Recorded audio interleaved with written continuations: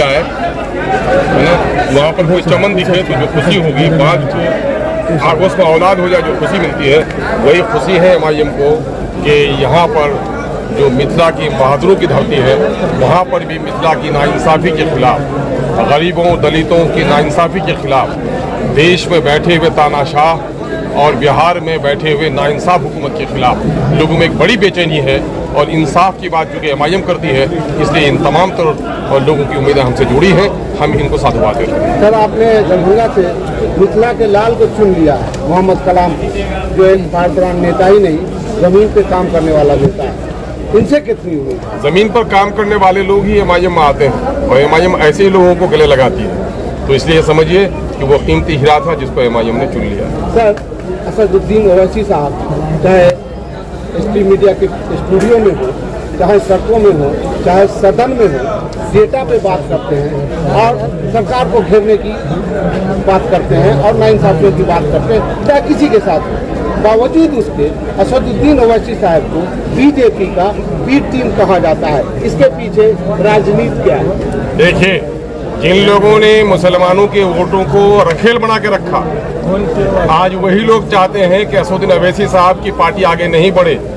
जो लोग इंसाफ पसंद लोग हैं वो चाहते हैं कि पार्टी आगे बढ़े।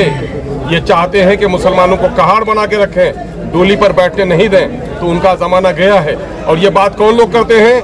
जिन लोगों ने मुसलमानों का वोट लिया और मुसलमानों का शोषण किया। इसलिए हम कहते हैं कि प्रेस के माध्यम से भी कोई माई का लाल है तो साबित कर दे। गली कूचों में बोलने वालों की परवाह मत कीजिए। बुजुर्गों ने कहा, हाथी चले बाजार, कुत्ता भूखे हजार। जो नज़ारा अभी यहाँ ऑडिटोरियम में दिखा, चाहे वो दलित के लोग हों, चाहे बावन हो, भूमियार हो, मुसलमान हो, सिख हो, पठान हो, सबका जमघटा हुआ इस स्टेज पे। इससे आप यही तो MIM का पैगाम है। MIM का मिथिला के संदेश को लेकर पूरे देश में जाएंगे आप? नहीं, हमारे यहाँ पहले से भी लोग जुड़े हुए हैं। मिथिला के लोगों का हम शुक्रगुजार हैं कि उसने उस चिराग की रोशनी को और बढ़ाया है। हम साधुवाद देते हैं जो विभिन्न जाति और समुदाय के लोग आए हैं। मैं इनको साधुवाद देता हूं कि आओ सब मिल करके बिहार के अंदर में जो विषमता है, गरीबी और अमीरी में जो दूरी है, क्षेत्र के विकास में जो लोगों ने मनमानापन किया है, उसके खिलाफ मिलकर ही लड़ना पड़ेगा। ये देश एक कश्ती की तरह है। कश्ती का मल्लाह अगर बेईमान हो जाए, नशे में हो, तो उससे पतवार छीनना सबकी जिम्मेदारी है। आइए हम मिलकर के इस बिहार की विसंगति के खिलाफ लड़ने के लिए एक दूसरे के बाजू मिला।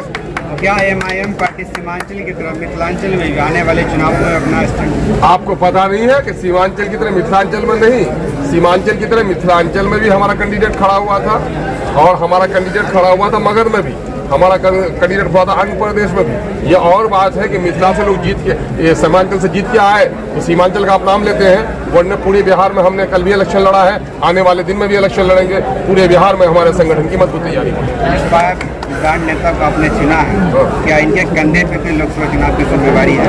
यकीन है कि अंगारों से ही तो तब्दीली आती है, चिराग जलने ही से तो रोशनी आएगी। अंधेरों को दूर करने के लिए चिराग जलाना जरूरी है।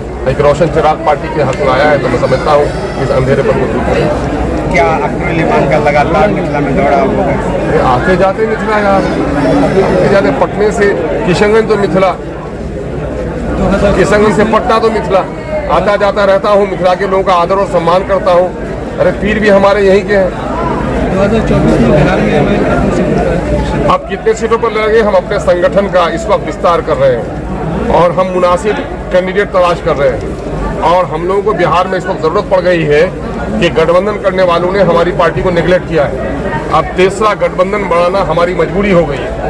और हम कहते हैं देश के और राज्य के उन बुद्धिजीवियों को, उन सेकुलर लीडरों को, मिली तंजीमों के सरबराहों को कि हम सेकुलर वोट को बांटने नहीं देना चाहते, लेकिन इन लोगों को जिद है कि ये लोग गठबंधन बनाएंगे, मुस्लिम मुक्त गठबंधन बनाएंगे। नीतीश कुमार जो करना चाहते हैं वो भाजपा मुक्त का नारा देते हैं, हकीकतन में वो मुस्लिम मुक्त राजनीति करते हैं। इससे जब हम लोगों को छोड़ दिया है उसने, तो हमारे ये जिम्मेदारी होती है कि हम अपनी कोई राह निकालें और तीसरा गठबंधन बनाने की कोशिश करें और उसी के आलोक में हम अगला फैसला करेंगे।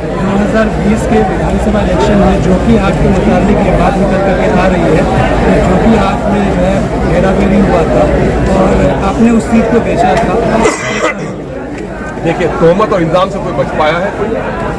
गालिब कर कहे कोई बुरा तो उसका बुरा न मान। ऐसा कौन है जहां में जिसको अच्छा कहे सके?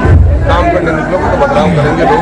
छतरी को खोलोगे धूप और पानी में तो छतरी भीगेगी भी, उल्टेगी भी, और जो छतरी सिमट कर रहेगी वो छतरी में फूल रहेगी। अभी वो गठबंधन में नहीं रखा किसी ने, गठबंधन में यहाँ इसका दर्द है।